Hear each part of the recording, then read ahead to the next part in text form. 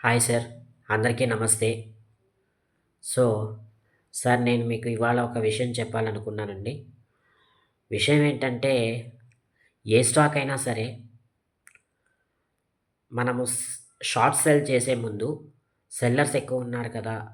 తగ్గుతుంది అనే ఉద్దేశంతో మనము షార్ట్ చేస్తూ ఉంటాం. లేదా బయర్స్ ఎక్కువున్నారు కదా! పెరుగుతుంది అనే ఉద్దేశంతో మనము బై చేస్తూ ఉంటాం సార్.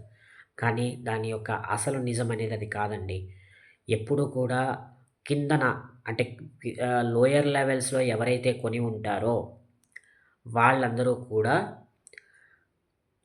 సెల్ చేయడానికే ప్రయత్నం చేస్తారు కాబట్టే స్ ఆ స్టాక్ మీద సెల్లర్స్ ప్రెషర్ అనేది హెవీగా ఉంటుంది.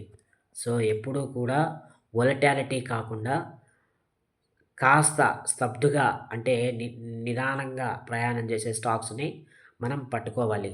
ఎందుకంటే మనము గబగబా బై చేసి గబగబా సెల్ చేసే మధ్యలో లోయర్ క్వాంటిటీ స్టాక్స్ అంత ఈజీగా ట్రేడ్ అవ్వవు.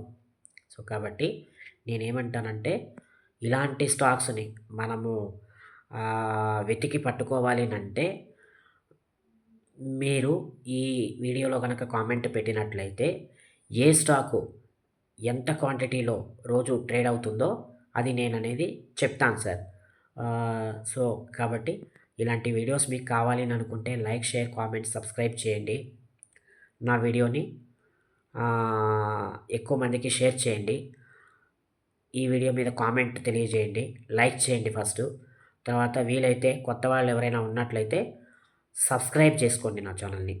Thank you very much sir. నమస్తే.